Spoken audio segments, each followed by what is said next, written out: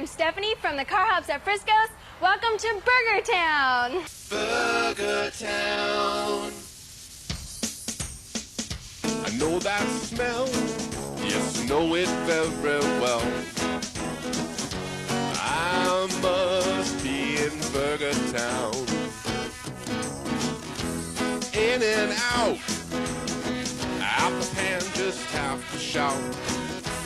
Pink's and Burger King makes me wanna dance and sing. I know that smell, yes, I know it very well. I must be in Burger Town. French fries aside, sometimes I have one in the middle of the night. Tommy's Hollywood at 3 a.m. I'm at it again here. I know that smell, yes, I know it very well. I must be in Burger Town. If you're looking for a mate and you want to make a date with a girl that's never late, we're always at your service. I was inspired to write Hamburger Heaven because I was nostalgic for my childhood experience of growing up and going to the drive-in with my folks as a kid. That was a very special thing, and the ritual of going to the drive-in involved getting in the car, going out, and having the waitress actually bring the burgers to the car and hang them on a tray right there. And as a child, that was a magical experience. Once I got the idea to write the Hamburger book, I started collecting hamburgers and looking all over the place for hamburger memorabilia. And I did my research, and I realized that the hamburger really evolved very gloriously in Los Angeles. The drive-in culture, post-war car culture, was in its heyday in the 50s and 60s in Los Angeles, and it is here that the most grand and glorious drive-ins existed. After World War II, our culture was moving so rapidly, and everybody was out cruising in their fabulous 50s cars, and they needed a place to go, a social gathering place. And as you know, the drive-ins in LA were the burger palaces, and right at the center of that car culture and that drive-in ritual was the hamburger. And it was, the bottom line is it tastes great, and it's very easy to prepare, and it's basic, and it's inexpensive. Basically, it's inexpensive, and I think that you know, the kids going out looking for a good time and something to eat found that the hamburger was the perfect, handy, fast grab food that the car culture demanded.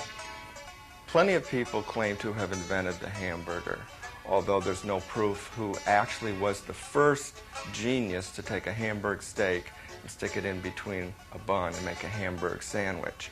There's a few colorful characters along the way in a couple locations in this country who claim to be the first.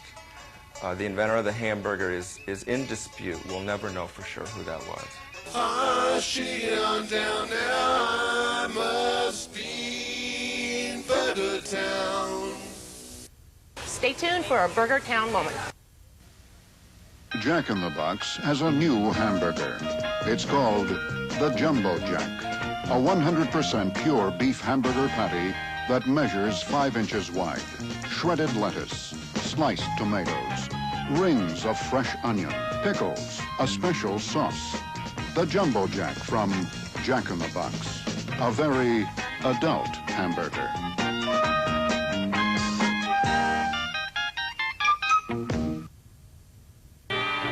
In uniform so neat, each one demure and sweet, what we serve will be a treat. Here's a place to eat. A drive-in restaurant in Los Angeles by the name of Bob's Big Boy was operated by a fellow by the name of Bob Wyan. I didn't know him personally, but he had a wonderful reputation in the hamburger business there. If I had to describe Bob, he was probably the pioneer of high-tech. He was probably one of the first operators of fast food business that had not only quality control, but portion control. This led to his success because it was a type of an operation that no matter which one of his drive-ins you went to, the sandwiches remained the same. There was no variance in any of the sandwiches. The sandwiches were exactly the same in Eagle Rock as it was in Pasadena. And he might have been the forerunner of all the fast food chains in the United States today. So one night at Bob's Pantry, his buddies came by, members of Chuck Foster's orchestra. They said, we want something completely different. You know, they were always ordering burgers. So he decided he'd have a little fun with them. He took a sesame seed roll, sliced it 3 times, 3 different slices. Then he stuck 2 patties, burger patties, in between the layers, put on some relish, some lettuce, and garnished it up well. As it turned out, they loved it because the middle slice of bun absorbed all the burger juices, and it tasted great. It became very, very popular, and he became famous for that particular Big Boy burger. The purpose of the pylon, of course, is to attract attention. It was tall enough, the neon was bright enough so that by day or night you could find out where Bob's was from several blocks away. Plenty of time in order to decide, hey, I'm hungry, hey, I'd really like a Bob's Big Boy, and pull in. Also, of course, next to the sign is the Bob's statuette of the famous Bob's Big Boy, the upswept hair and the platter of hamburgers over his shoulder. This is actually the second version of the Big Boy. The original one was designed by a Warner Brothers cartoonist who happened to eat at the original Bob's Big Boys in Burbank in the 1930s, not too far from the Burbank studios. But he still had the same look, red and white checkered overalls, a plump look, obviously happy with his hamburgers. I've been coming here for 20 years, the best hamburgers in America. And I brought my friend from Japan here, Akira, and he's only been here for 2 days, and I'm going to introduce him to Tommy's. There's a fast food establishment in the Los Angeles area that's called Tommy's, and it was opened approximately 50 years ago by a gentleman by the name of Tommy Kolax. One of his selling features on his hamburger was a tremendously large slice of tomato. And this was kind of like a trademark of Tommy's. He also had his own chili. One of the reasons why I believe that Tommy became as successful as he did was that those people that are familiar with the Los Angeles area know that in downtown Los Angeles there's a tremendous amount of traffic. But just on the outskirts of Los Angeles where Tommy opened his hamburger stand, this gave the people from working in downtown Los Angeles, the attorneys, the CPAs, whatever it was, the professional people there that wanted to get away from their office to sneak over about 3 miles over to Tommy's and grab themselves a chili burger with this huge wedge of tomato. The chili recipe is the original recipe, secret recipe, I might add, that Tommy started in 1946 when he started the Tommy Burger. We make it fresh in each of our locations. Tommy's Hamburgers today is owned by the family of Tommy Kolax. We have 18 locations and we are expanding. It is a family-owned, not franchised, and will be continuing to expand at this point. This particular McDonald's opened in August of 1953. It was the second of the golden arched style units to be built anywhere, and the third McDonald's, including the original one in San Bernardino, to be built. It was run by the same franchise operators for over 35 years, the same ones who got the franchise from the McDonald brothers back in 1953, before Ray Kroc had even heard of McDonald's. San Bernardino was a blue-collar town, working men's town, and that's what we wanted. We weren't trying to get the country club set or the socialites. This thing we wanted to build reasonable prices, and San Bernardino seemed a logical city to do that in. When we opened with the car hops, that was in 1940, and the opening went relatively smoothly. We had been going through this thing with the car hops, and so we didn't have any problems there. But one problem we began to have was the car hops and the fry cooks. And the fry cooks would want to date the car hops, and if they couldn't get a date, that poor car hops order was a little slow getting to her. But it was terribly slow. It was a slow system, terribly slow.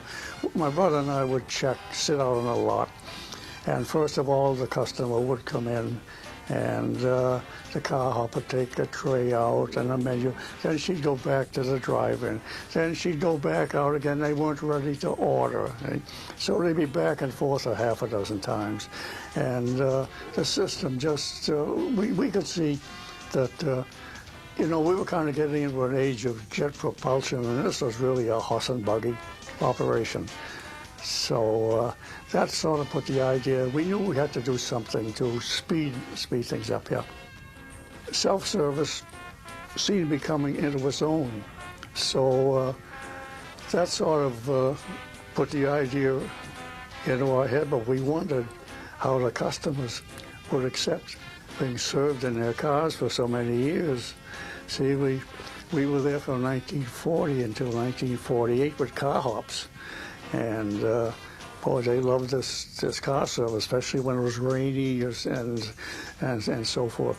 But we decided to take the bull by the horns, and we closed it down.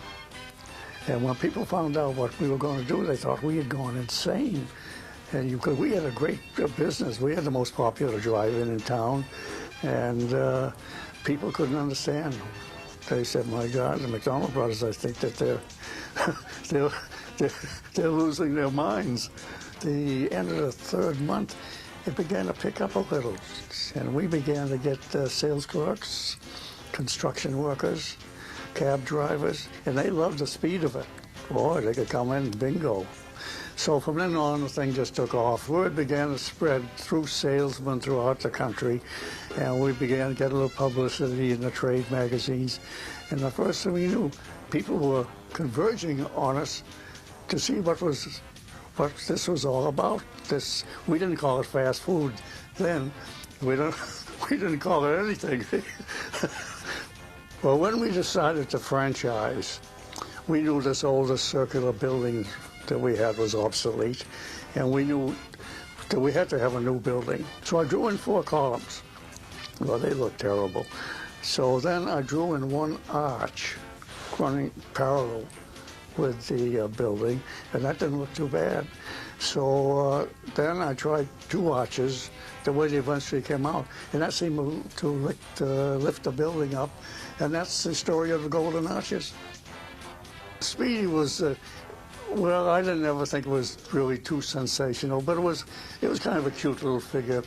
And we had a fellow who used to do some artwork. I was talking to him one day, and I said, "How about drawing a little figure, Sal?" His name was Sal Cruz, and put a chef's hat on him and put a chef's apron and so forth.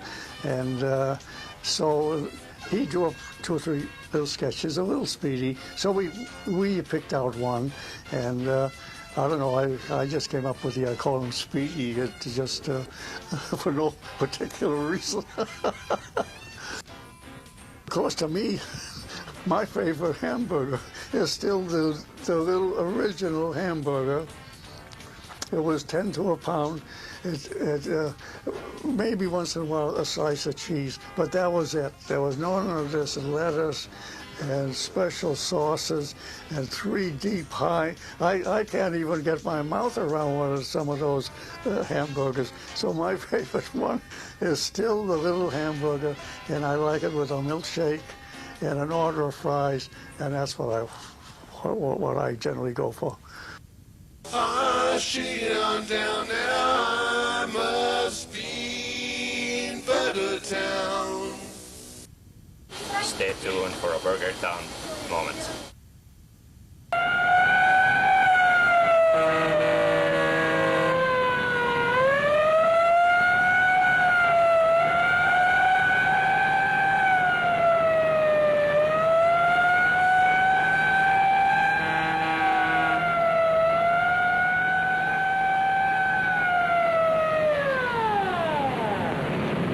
Order, please. 4 bonus burgers, heavy on the secret sauce, 3 Jack Colas, 2 orders of onion rings. And a taco.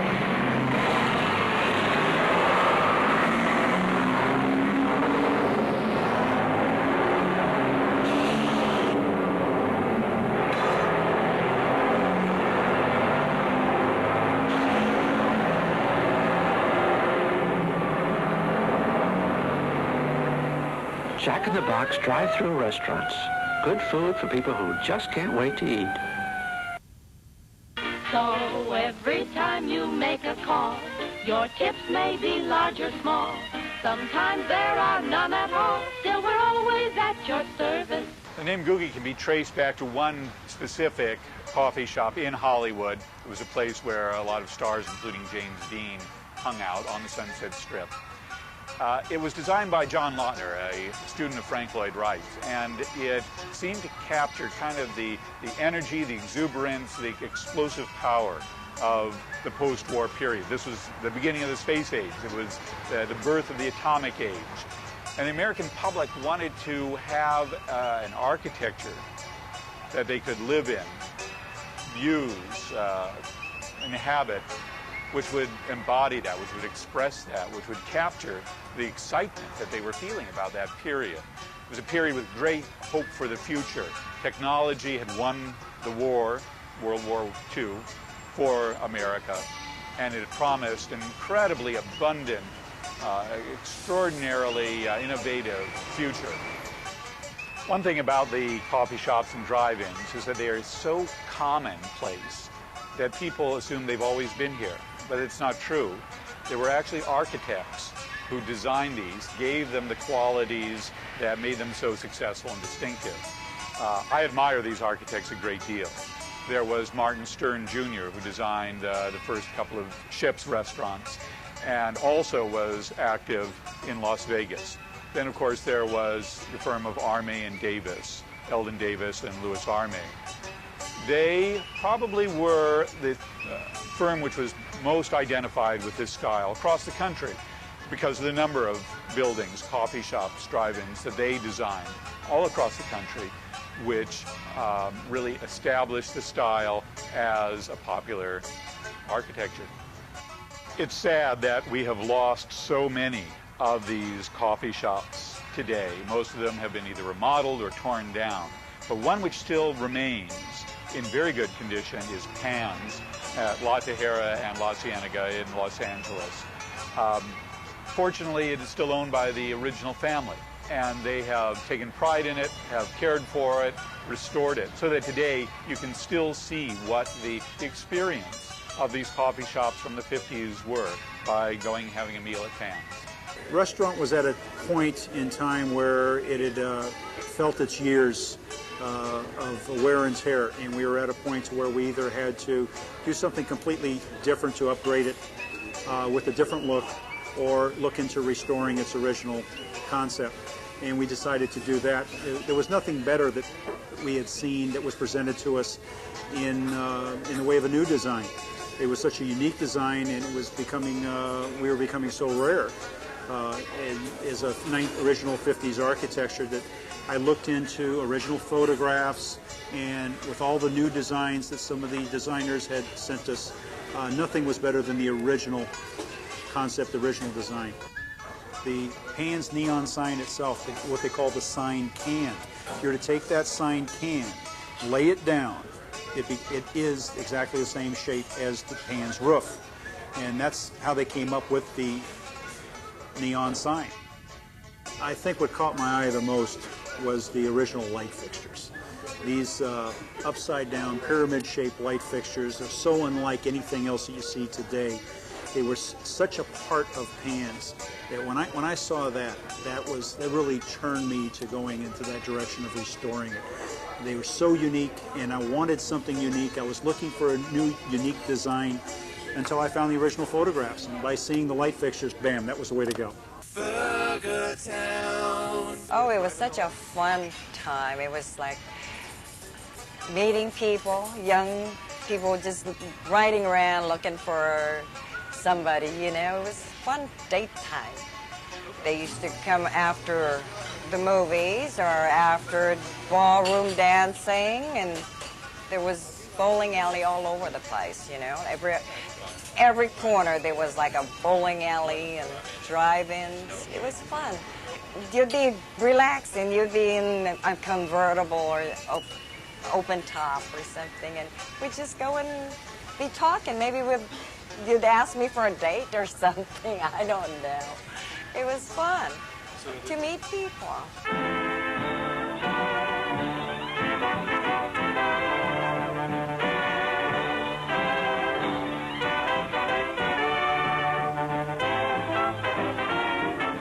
If you're looking for a mate and you want to make a date with a girl that's never late, we're always at your service.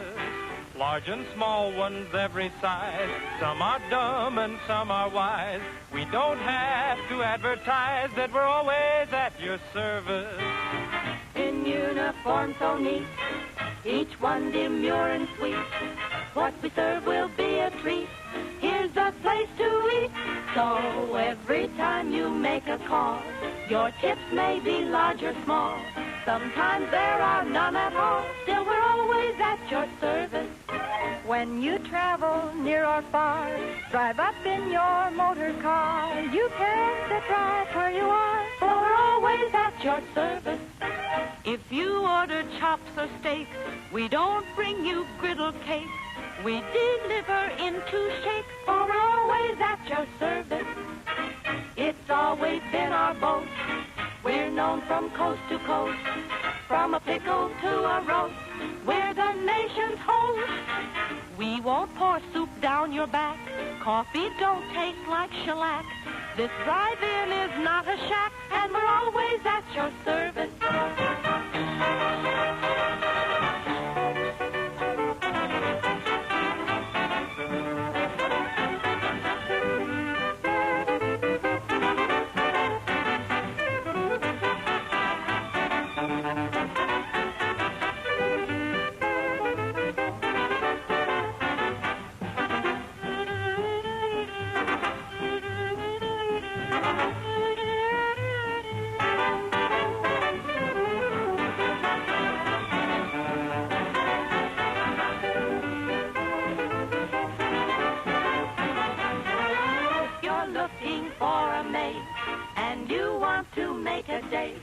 With a girl that's never late, we're always at your service. Large and small ones every size. Some are dumb and some are wise. We don't have to advertise that we're always at your service.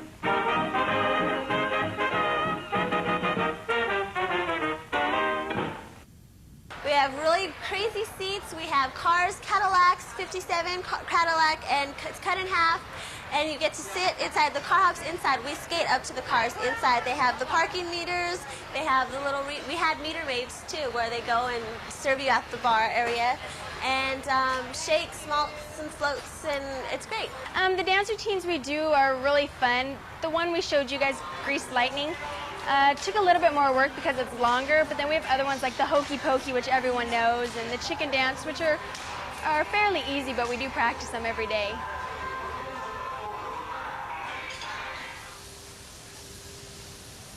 All of our burgers are double burgers, and it's called Frisco's. Frisco burgers are on grilled sourdough bread with the Parmesan cheese grilled into it. We also have the regular burgers, but all of them are double burgers. They're half pound. I like the hamburgers here at Frisco's because we have the 2 different kinds, the one on sourdough bread. And when you're looking for a sandwich with not so much stuff inside of it, those are really good. And I really like our hamburgers because the patties go to the edge of the burger, of the bun. And we have 2 patties, so it fills you up every time. She on down now, I must be in Burger Town. Stay tuned for another Burger Town moment. One of the strangest items in my collection is the Avon lip gloss burger. This is really strange, I think. Many people agree. The top bun screws off, and then you've got a choice of 2 different lip glosses underneath. Another one of my favorite items is the burger radio, AM radio, unfortunately only, but the hamburger soap comes with washcloth, cheese washcloth, and lettuce washcloth. This is the Burger Whopper bath sponge, which is a nice accent in the bathroom. This is a juggling set, which comes with instructions on how to learn how to juggle using a hamburger. Squeezy dog toy burgers. This is a hamburger organ for the kids, hours of fun. This is my hamburger telephone. Actually, it's a cheeseburger telephone. You just flip open the top bun and say cheese. The K9 Burger Chef, which is a battery-operated toy. He flips his burgers. So I have my watch, which keeps me on schedule, my hamburger watch. Again, the top bun flips open. When you travel near or far, drive up in your motor car. You can sit right where you are, for we're always at your service. They're big, they're juicy, they're messy, quick service, the meat's good, a lot of lettuce, a lot of cheese, the sauce is good. There's a fast food establishment called the Apple Pan in West Los Angeles. Been around, I have no idea, maybe 50, 60 years there. And there's no real reason why this business enjoys the success that it does. It's socially accepted by the people in the neighborhood. It has a following from older people that have grown up and have eaten at the Apple Pan. It's just kind of one of these very unique places that has been just accepted by people. They put out a great product. People like to congregate there. I know that when I've gone there to eat, I've never been able to sit down. I have to wait for a seat around the counter. You know, this speaks to the management. I know from for a fact there that they've had employees there 35, 40, and 45 years.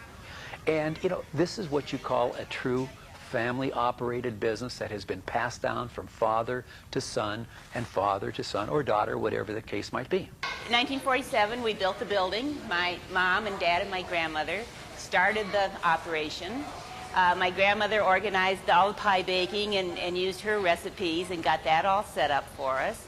And my mom and dad did the rest. And really, ever since then, we haven't changed one thing.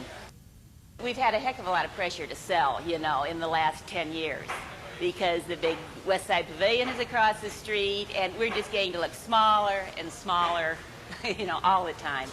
But we've never been tempted for 1 second to sell.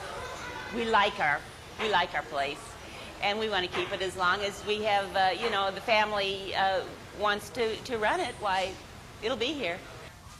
Our hamburger, like I said, is cooked to order, so it's nice and hot. We serve, for our cheeseburgers, if people want cheese, it is a natural cheddar cheese from up in Tillamook in Oregon. We serve only the middle part of the head of lettuce. The outside leaves are taken off, the inside part is never used, so we only have about 1.5 inches of the choice lettuce to put in our burger. We make our own sauce, which is different for the hickory burger than for the steak burger. We put just a little mayonnaise on the bun first. We toast our buns so the buns are hot. So the way we cook the hickory burger, we start with a great meat, a good ground chuck, and then we have a special way of smoking that hickory burger and to get the smoke flavor in it. And then we use the best sauce. We use a hickory chili sauce, and we use the best lettuce and pickles and the best mayonnaise you can get, and that's what makes a great hickory burger. I think people come back for our hamburgers because they love them. They say that you can't find a hamburger like this any place around. And never a frozen burger around here. They're always fresh. Burger Town. Stay tuned for a Burger Town moment. What are you doing to the Jack-in-the-Box clown? He's going bye-bye, lady. But he's so cute. Cute was the old Jack-in-the-Box restaurants. Now we stand for great new food, like our new hot ham and cheese supreme. Tender ham and tangy cheese on a toasted poppy seed roll. The food is better at the box. The food is better at the box. Waste him. The food is better at the box. Jack-in-the-Box. Better at the We want people to know that eliminating the fat from their diet doesn't mean that they have to eliminate the fat from their lives. When Fatburger says get fat, we obviously don't mean go out and get fat. We mean come into Fatburger and get the fattest burger in town, which is the best burger in LA. Right now in the urban culture, there's a big move going on similar to the same thing that happened with the word bad, that fat is a positive thing. It's a good thing. Hey, when that's a fat building, that means it's a good-looking building. And we want people to know they can come to Fatburger and get the best burger in LA. Fatburger was founded in 1952 by Lovey Yancey. who at the time was, I believe, in her 50s or so. And she thought that she could go out and create the best hamburger in L.A. She didn't feel that anybody was doing a good job out there. She was a real hamburger aficionado. And she opened her first stand on Western down in L.A., and it did very well. She opened her second store on La Cienega and San Vicente, and it really caught on, and it became a real kind of stomping grounds for a lot of famous people and everybody, kind of a real cultural mixing pot for everybody that wanted a good burger. Fatburger is known as the last great hamburger stand, and what you see here at the counter and the canopy above that's the actual hamburger stand, a restaurant within a restaurant. This is where all the action takes place. This is where you can come and see your food cooked before your very eyes. You see the raw products that we're putting into it. You're seeing how we make it, you're seeing how we handle it, and you're watching prepared, and you get to have it made your way. If you want something changed, you're sitting right here, you can yell over the counter and tell us to change it. And you see a lot of people, this is actually where the action happens at the restaurant. A lot of people that sit at the counter are the people that want to get really involved with the production of their food. They really get into it. You'll see them watching it, and they're looking at it, and you can see, wow, that's great. Can you put a little more of that on? Take a little bit of that off. And it really is a positive thing that people like, and especially in today's health-conscious society, being able to see your food being made seems to be a big deal to a lot of people. I think the ultimate hamburger would be a hamburger that's cooked just right, about medium well, with all fresh ingredients. The bun is toasted with a fine caramelization on it. All the condiments are spread evenly throughout the whole process. You have cheese and bacon on it, and when you bite through it, you can feel your teeth biting through the bun, going through each condiment. The bacon's cracking in your mouth, and when you're chewing it, every bite includes every single condiment, and you can taste every condiment in every bite. I'm down now, I must be in Burger Town. I'm Shinji, manager of Aoki Dog. I'm originally from Japan. My name is Hendrik. I'm originally from Armenia. I'm the owner of Great White Hut, and Great White Hut been here since 1947. What I came to realize, the reason that people became involved in the fast food business, it was a type of business that was a cash business. It was a business that the inventory changed 52 times a week. Of course, this attracted a lot of people that had limited funds, particularly immigrants. Many of the immigrants came into the Southern California area, and they had background of cooking and from whatever country they came from. And they really felt blessed that they could come into this country and work and be well compensated for their efforts. Burger Town. Well, the Connie's Burger, the way they cook it, they don't overcook it, they don't undercook it. And I love the Connie's Burger with their tomato on it. They have a fabulous produce person, whoever they buy the tomato from. It is excellent. And the Connie hamburger with cheese is excellent. Hi, I'm Susan O'Donnell. I'm with Carney's Restaurant. I'm the manager here of both stores, here and in Studio City. We've been here for 21 years, since 1975. We have, our claim to fame is our chili, which is served on our burgers and our hot dogs. I think what keeps people coming back here is, number one, the food, the quality of the food, and the service. And the people that you meet here at the counter are very friendly, glad to have you here, welcome you back all the time. So it's a fun place to work. The reason for the train car is really simple. It's nothing really romantic. We were leasing the property at the time. The owners of the property said that if we put a permanent building on the property and the lease was not renewed, we'd have to leave the building. So my brother opted to put something down that was mobile. And all you have to do with these train cars is get a crane, remove the wheels, put them on a flatbed, and we're gone. So that was the reason for the train initially. And then, of course, it caught on, became world famous, and we stuck with it. The burger business in Los Angeles is competitive, yes. But as far as Carney's is concerned, we don't feel really that we have a competition. We are upper scale price-wise, quality-wise, certainly.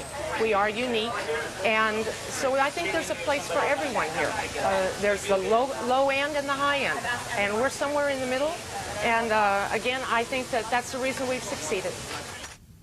Approximately 4 miles east of El Monte, where my pit hamburger stand was the original In-N-Out Burger. This was operated by a gentleman by the name of Snyder, and he was probably the forerunner of absolute top quality product in the fast food business. In all the years that he's been in business, he has never changed his menu. He has hamburgers, French fries, soft drinks, and malts, period. His operation is probably one of the smoothest operations that I have ever seen, and I admire In-N-Out Burger. Well, because it's fresh. You know, they don't even have any freezers at In-N-Out. It is fresh meat, fresh buns delivered daily. They have their own bakery, and they have fresh potatoes. They slice the potatoes there, and there's no heat lamps, so everything is fresh, and it's put together right in front of your eyes, the way it used to be everywhere. So the experience of eating that is quite different from something that's been sitting around a while. Cafe 50s is a place to feel comfortable, to come in and have good food, good service, good atmosphere. A lot of restaurants these days don't give you that extra personal touch, and I think it's really important that when people come in, whether I'm a diner or a fine dinner house or whatnot, that you're still treated like a guest and you're treated like a 5-star restaurant. So whether you get a cup of coffee or a blue plate special or a burger, we're going to treat you like a guest, like you're coming into one of our, actually coming into my house. When people come into the restaurant, they forget about reality. And they come in, they sit down at the restaurant, and they feel like they're actually in a diner. I mean, when you come into the Cafe 50s, you sit down at the counter, you really feel like you're in a diner. You feel like you're actually in the past. So, and when you leave, on my front door, it says "Back to the Future," meaning that when you leave the restaurant, you're back into reality. And it's great. It's fun. A lot of the artifacts in Cafe 50s we actually use are in still operation. For example, we have a soda fountain. The soda fountain is fully equipped with syrups and a soda dispenser which puts out the regular seltzer water, carbonated water, to make our floats and ice cream sodas. We have shake machines. The shake machines are actually, one of the shake machines is over here that actually came from the 50s, and it still is in operation. I think the ultimate hamburger is when it gets pulled out of the refrigerator, it gets thrown on the grill, you can hear it cooking. We have a show kitchen here. My cooks are right there. You can see everything that's going on. And I think it's great on two ends of it is that the guests can see exactly what's being prepared. Their meal is being prepared right in front of them. And I think it's going from the grill, the aroma coming off the grill, the product, the quality, and then being garnished with a thick piece of tomato and lettuce and a nice dish of coleslaw and a pickle and of course the parsley. And I know everybody hates parsley, but presentation's everything. Burger Town. Stay tuned for a Burger Town moment. What'll it be, pal? I'll have a hamburger, for which I will gladly pay you Tuesday. One burger coming up. Here's your... Huh? If you order chops or steaks, we don't bring you griddle cakes. We deliver in 2 shakes, for we're always at your service. This is the last remaining early McDonald's anywhere in the country. It's extraordinary value because it was never changed, never added on to over the years. It's in virtually original condition. It closed in January of 1994. There's now a fight going on to try to save it, to keep it operating as a McDonald's so that people can come and see what an original McDonald's was all about in its original shape. It was this year also declared one of America's 11 most endangered buildings by the National Trust for Historic Preservation. And it has remarkable support here in the community of Downey. Oh, you did? I know I missed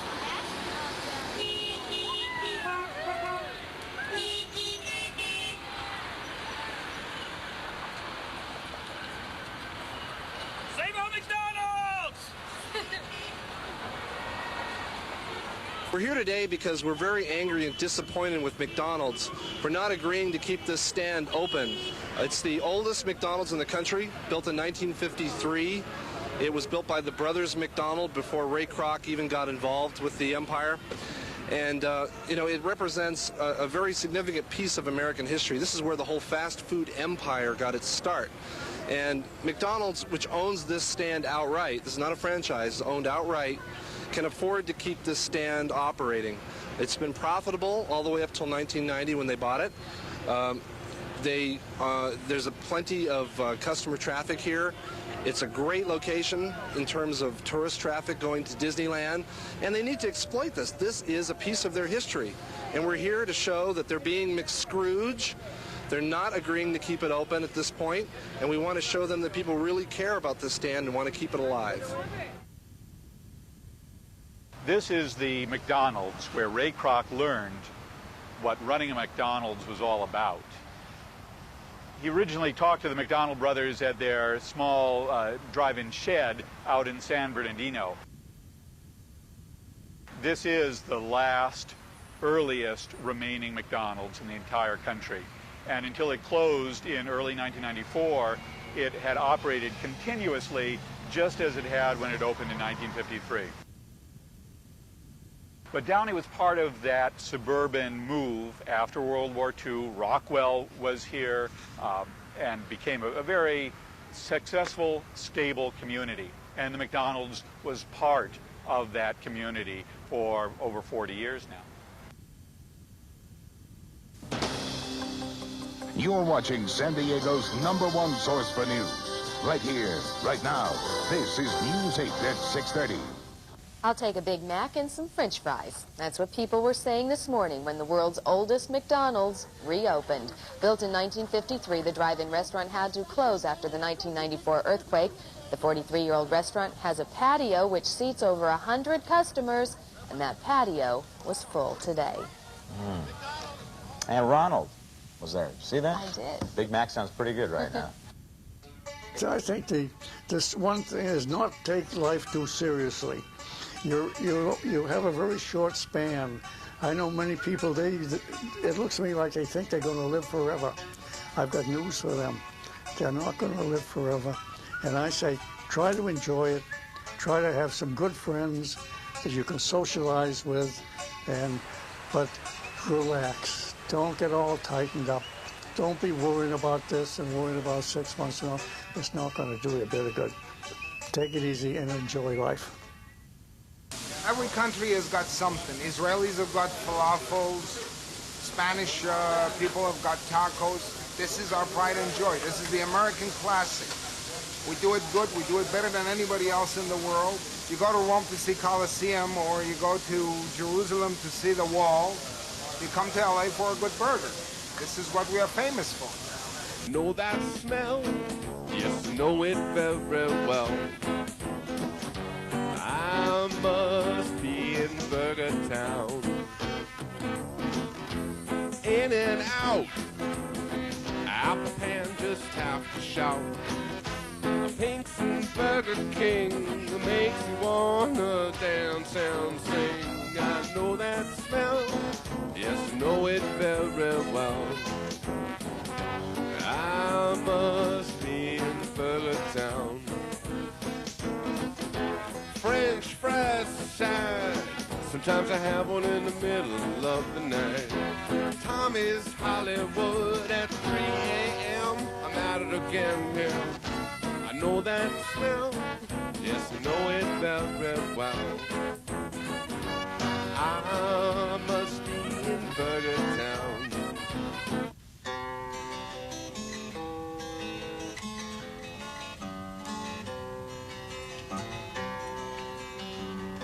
All over LA, you can smell the meat and the tasty fat frying. From the mountains down to the bay, everyone's plugged in and there is no denying. Pile up the onions, ketchup's like a tide, sesame bun, pickles on the side. creamy avocado, chili pepper too. Everything is so good for you down in Burger Town.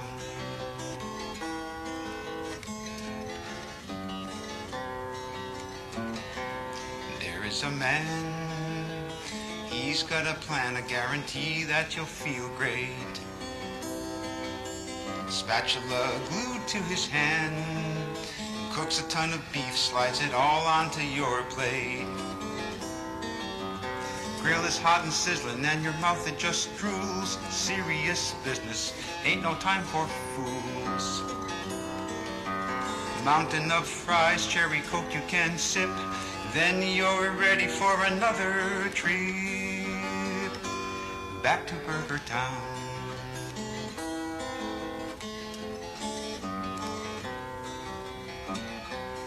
Some people say they'd rather try the Apple or check out the Windy City. But right here in LA, we've got all the names, so we're really sitting pretty. Fat Burger Tommy's, in and out it goes on. Not just places, a real phenomenon. Ain't no higher or deeper thrill. It's Nirvana on the grill here in Burger Town.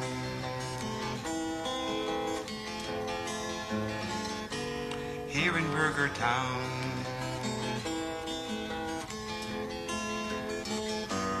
Here in Burger Town. Right here in Burger Town.